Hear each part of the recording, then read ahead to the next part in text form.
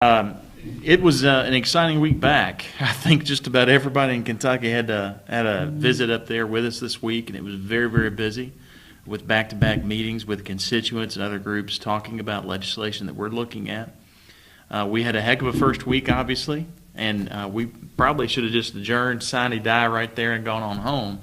And this session would have been a success, and I think Myron would agree with that too. But we've still got a lot of bills left.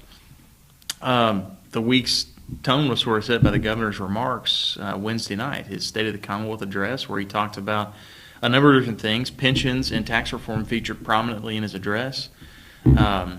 Still not sure what a tax reform package is going to look like, but he mentioned the idea of moving towards a consumption-based tax model rather than a sales tax, rather than an income tax model like we have, sort of looking at what Tennessee has for those listeners here at home. Then he also, of course, the pension deficit. And he talked about the fact that he will call a special session later this year for us to do legislation and address both of those issues. Important to me in particular, apart from pensions, which is important to all of us, and tax reform, he mentioned criminal justice reform. And my week next week will be pretty busy with some more details about Senate Bill 120 that I filed earlier this week. And that the governor's going to talk a little bit about some more. So it's still a lot to do. 20 days left, 22 days left, something like that. That's correct.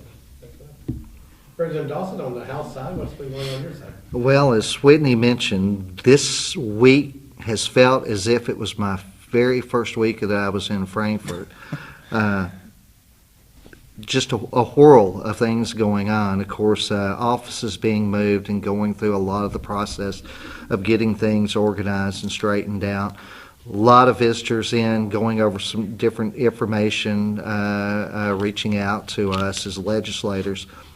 As Whitney mentioned, of course, the governor's Commonwealth State of the Commonwealth address was probably the highlight of this week.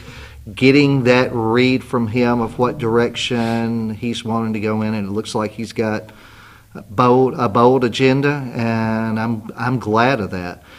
Interesting things that were brought forward. I know he mentioned the fact that we were 47th in the United States in workforce participation, and things are going to have to be done to help with job creation. We see these numbers, these unemployment rates, and I believe these numbers are false because I see how many of these young people right now are working part-time or working in temp jobs. We've got to move away from that. We need to be looking at job creation, full-time job creation, where we can get those young people to work with a full-time job, because working through a temp agency, they're not going to be able to get a loan for an automobile. They're not going to be able to get a loan for a home, and that's something we've got to be working at and moving forward. I think what we did earlier, the first of January, where we did the right to work legislation, I don't think that's a magic bullet, but we are at a point we cannot go along with these establishment ideas that have been followed for years and years and years. We've got to look at some things different. Let's go a different route and give these young people an opportunity. The number that the governor mentioned about the pension shortfall, he mentioned $80 billion. I've always heard 40 was what our unfunded mandate was, but from what I've had explained to me, he's looking at those current retirees, employees, and also looking at the future obligations. $80 billion is a huge amount of money. And we are four different budgets of the Commonwealth. Correct. 8 years worth of budgets. That if we took all of the money, every penny away from education, looking at public protection, all of those things, it would eat that whole amount of money up. There's some corrections that are going to have to be done, and I don't think they're going to be easy, and some of them will be a hard pill to swallow. But the one thing we want to make sure that we have a commitment to our retirees. Yes. They're going to get their retirement. That's not going away. So, like I said, there'll be some things that we'll have to do. Tax reform, I was happy to hear that brought, and of course we have already been told, be prepared for the special session. The consumption Moving towards a consumption tax is something I've always been in favor of. It's fair across the board. Everyone has skin in the game. And I think that's a direction to move in. I liked what he said. There's no sacred cows. There are things right there we're going to have to look at. And as I said, it won't be easy, and it'll probably, there'll be some things that hurt. But we have to do it, because if we don't, we're putting a lot of things on our children, grandchildren, great-grandchildren. They don't deserve this. It's time for us to stand up and do what's supposed to be done. The one thing I do want to speak to this, and this is something I didn't think about until I had this job. I also favor consumption-based tax model, and I still do. I still think that's a good way to do things, but I'm also sensitive to how that might be a harder ask on the lower end of the income levels. Because everybody's got to buy milk, everybody's got to buy groceries, everybody's got to buy the bare necessities. I'll be watching to see if there are any exemptions for that, like there are right now for groceries. I don't have any problem with us going to a consumption-based model, and I hope that we do. Tennessee's roads look better than our roads in a lot of different places. They're able to generate revenue with that. I just want to make sure that we don't pass anything that creates an undue hardship for those at the lower end of the income scale. Or an unfunded mandate back home. That's right. That's the other thing we can't do. We cannot do something and say that we're saving Right. things for the state, but just passing that bill That's back right. locally. We can't do that. And it has been done in the past. As I said, it's time for some of those things to change. I think the direction of the leadership within the House, very proud of this fact that came out earlier this week. The budget within the House leadership is $750,000. The budget is that much less than what it was with Democrat leadership last year. That proves that there are better things, better ways to operate the state. It's actually more significant than that. The report, it was either in the Herald or the Courier, where they showed those cost figures. The only caucus who increased spending over last year is the House Democrat caucus. Even though they're in the minority now, they're paying for one more staff member than the House Republicans had a year ago. Senate Democrats, Senate Republicans, and the House Republicans all are using less. And I had someone send me a message about that. Will that savings go toward saving the pension? Part of it will, absolutely. That was the reason we're watching that budget, because that money is going to have to go to shore up that pension system. Let's switch gears and talk a little bit about what's coming up. You mentioned a couple of things on both sides of the aisle that you're going to be dealing with over the next few weeks. The governor's pretty, once you got a lot of things done the first week, the governor came back and said, hey, we still got a lot of other things to accomplish. We do. A lot of wood to chop, he A said. lot of wood to chop. And so what's coming up in the Senate side? At the top of the list there would have to be criminal justice reform and juvenile justice legislation. On the criminal justice side, this is the CJ PAC. Last June, Governor Bevin established the Criminal Justice Policy Assessment Council. Secretary John Tilley chairs that group, and has since last June. And it's been meeting at least once a month, a little more often towards the end of the calendar year last year, gathering ideas, gathering suggestions. The group broke into subgroups. I was on that. The House Judiciary Chair was on that as well. We talked about just different policies. And the goal of the CJ PAC was to improve public safety and enhance the administration of criminal justice. And we've got a bill, Senate Bill 120, that is the product of that work over the last 7 months that's going to do exactly that. A lot of the things that you heard the governor talk about in his address, and you've heard us talk about already, is about jobs and economic growth and workforce development. One of the biggest indicators or factors that have an effect on recidivism or someone's rate of reoffending crime is whether or not they have a job once they get out. One of the single biggest indicators of recidivism is whether or not they can get a job. This bill is going to have enormous workforce development parts of it and job training parts of it that allow inmates who are in custody to be released on work release. There are low-level felons, misdemeanors that can already do that right now in county jails. Our judges issue work release orders all the time. But for felons that are serving in state prisons, they can't. But there are some low-risk folks that have every other opportunity to be on work release if they were just in a different facility or if they had a different offense, but they're not a serious risk to anybody, not a risk at all. but they're serving time. We're passing a bill that would allow them to be released just for the day to work. When they're earning that money, it can go to help pay for restitution for a crime victim. It can pay child support that they owe while they're in. Some of it can even be paid to back to the state to pay for their housing while they're in prison, so we're not, as taxpayers, having to foot the bill. And the best part on top of all those incredible parts is that they build pride and morale in themselves, and they develop job skills. We've heard from county jailers who get calls from job employers all over the place around that jail looking for workers, looking for some help to fill a job. And sometimes it's a minimum wage job, and I kid you not, I had a meeting this week with a very wealthy businessman out of Bowling Green who said he's got $18 and $19 an hour jobs that he'd love to give these folks. And that's out there waiting for them. There's another part of the bill called the PIE part of the bill. This is private industry enhancement. And it would allow a factory to locate inside the prison walls. There are 27 other states that have done this, and the federal government's got to give us a license to do it. And we're told by the feds that there are 3 left. But this would allow an industry, if you wanted to come build a widget factory inside the state prison, inside the walls, to employ those folks. Again, money can be withheld for child support, victims' compensation, taxes, and living expenses for that inmate.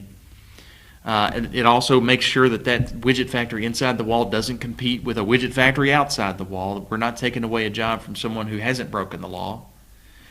So that we can get, again, job training, vocational training, and the employability of those folks once they get out is so much higher. And if we can get them a job and help that reentry process, they don't come back. And that's part of public safety. We can punish all day, and these people are getting punished. They're sitting there in prison, and they've got to qualify for these programs. They're not going to just get them automatically. But there's a punishment aspect, but there's also that reentry aspect. If all we do is punish them for a time and then let them right back out the door without making sure they can transition successfully, we're going to see them again and again and again. And for each one of those agains, there's a crime victim out there. And there's another cost to the taxpayer with a docket, with law enforcement, and so forth. So we've got to try to address it on both ends, and this bill has both in it. Some enhanced penalties and parole eligibility for some of the more serious crimes that we have. And then the biggest share of the bill are these workforce initiatives and reentry initiatives and substance abuse initiatives that are invaluable. That's at the top of the list, and it was introduced earlier this week, and I plan to hear it in my judiciary meeting next week. President Dossett, on your side of the aisle? I personally think this is probably going to be one of the greatest legislative sessions that this state has seen. Some of the ideas that are coming through. Ideas not directed at taking care of political donors, but actually coming back and helping our citizens. Legislation that I'm proud to be a primary co-sponsor on and been working with to do away with the master's requirement for teachers. Oh, yeah. I've had several ask me, make the comment, well, we want to make sure we have the very best educated teachers that we can. That's true. But we're running into an issue. We've got new teachers, young teachers coming out of school carrying $40,000, $50,000, $60,000 worth of debt. And then we're telling them, oh, by the way, within 10 years, you're going to have to tap another $15,000 to $20,000 worth of debt on top of that. We can't do that.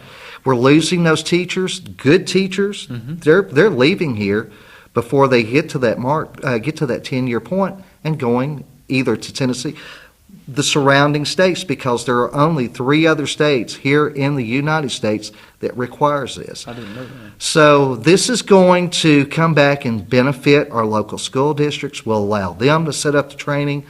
The teachers who go ahead and get their masters, they're still going to get the incentive. We're going to encourage them, but we're not going to mandate that upon them, that they have to do that. We know charter schools is going to come up. That's something I know I'm hearing a lot of people say that if we go through with these charter schools, kids are going to be cherry-picked. That's not going to be the case. Our goal is going to be to help our low-income families. Makes no difference what race, we're going after to help these low-income families have a chance to see their kids get an education. Where that achievement gap is just the greatest and the worst. And if we fix this, then we don't have have to see a lot of these young people end up in prison and then have to pay again. Let's catch them and give them a chance, because that's all they want, is to see their kids have a chance for a better life than they've had. There's going to be workers' comp reform coming, something that's going to be beneficial to help create jobs. This is the direction we're going. We're going to make sure that we have the best job environment here in, I hope it's in the entire United States, to encourage these businesses locate here. I want to see us have that opportunity that just happened a couple of weeks ago in Montgomery County, where Hankook Tire announced they were hiring 2,500 employees. What that would do for Christian County, Trigg, Hopkins, Todd, to have a facility come in and hire that many new people in one fell swoop. We want numerous of those type of businesses here. Joe, you said you had several constituents up. All the things that picked on people's mind this week? It's sort of a mixed bag. Some just advocating for policies that are affecting their profession. A lot of them have concerns, maybe not even concerns is the right word, just interest in tax reform. Met with some of our local realtors this week, and they wanted to make sure a couple of their proposals were heard, including one on tax reform. They want to make sure that we don't have a tax on services. I agree with that. Not having a tax on services. As an attorney who's also licensed in Tennessee, I've got to pay that.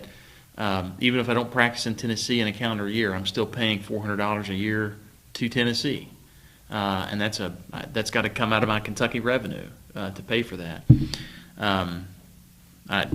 Those sorts of things constituents have brought up this week.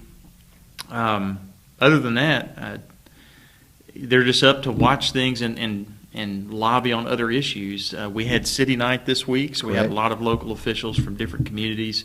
I have a regular contingent of folks from each of my 3 counties that come up and visit. Next week, the Southern Pennyroyal Chamber Alliance has some folks that are coming up to meet with me, but also some leadership, meet with our budget chairman in the Senate. I don't know if they're going to meet with Chairman Rudy in the House, but talking about their legislative objectives and their initiatives. A big thing on the minds of folks in this neck of the woods, always transportation. Those issues are always on the forefront. In fact, I had a group from Auburn come up from the mayor and a couple of council members and city staff, and they had a transportation-related issue. And that's always at the forefront of people's minds. Obviously, around here, the designation of Pennyroyal Parkway as a interstate or an extension is a big deal, and we're trying to get that done from a state level and at the federal level to address whatever needs we need to meet there. But also, I got a constituent email. They're going to be making a trip up in the next week or two, but they've got concerns and requests related to preparations for the eclipse.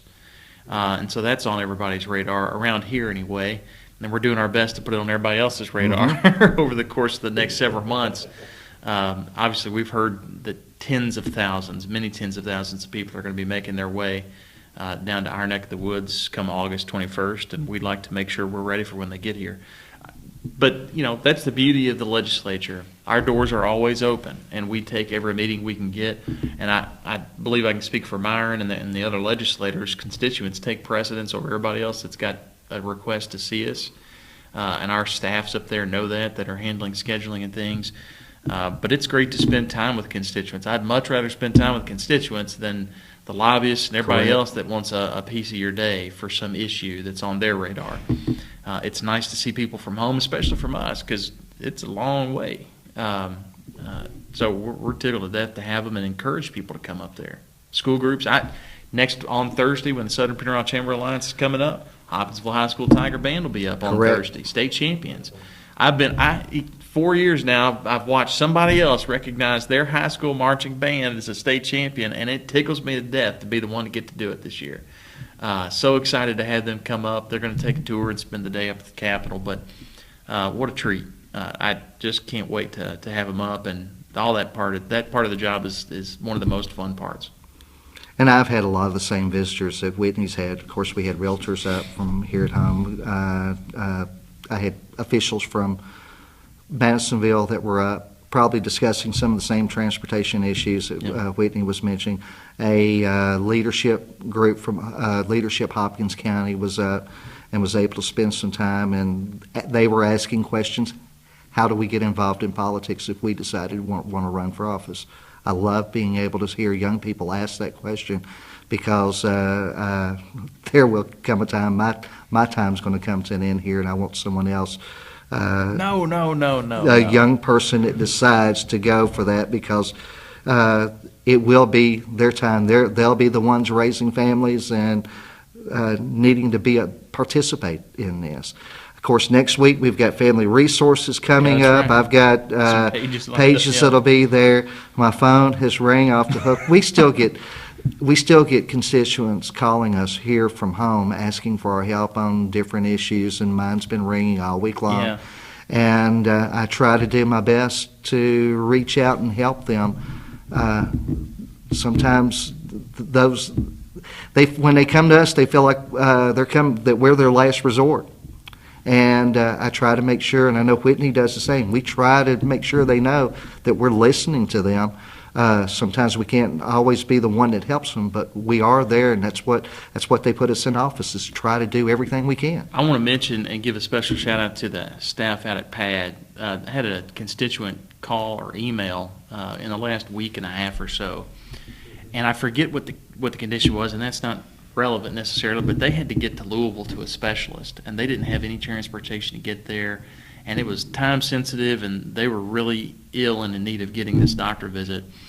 And we've got a group of folks that help us navigate bureaucratic waterways of Frankfurt. It's our constituent services office, and these people they're like ombudsmen for any given topic. They are experts at navigating some of the issues. And I had never been asked about transportation services. I've been asked to help navigate some bureaucratic loophole or a problem with an application being missed or something where things just get lost in the cracks. But this was a real solid need that needed to be met. And I forwarded it on to the professionals there in the office, and I said, here's this constituent. Can you all think of anything? Is there something that exists that we can do? I got an email just this morning saying that they got him to Louisville, to the specialist. They reached out to the Pennyrile ad office here in town, and their staff reached out to, I think, PAX, if I remember the email correctly. In any event, they got him up there and back. I mean, that's a tremendous resource, and we're glad we didn't do any of that. We're not experts of all that, but we can connect you to these people who know what they're doing, and that's what we want to do. If we can help, I encourage you to call us and email us. And the number 502-564-8100.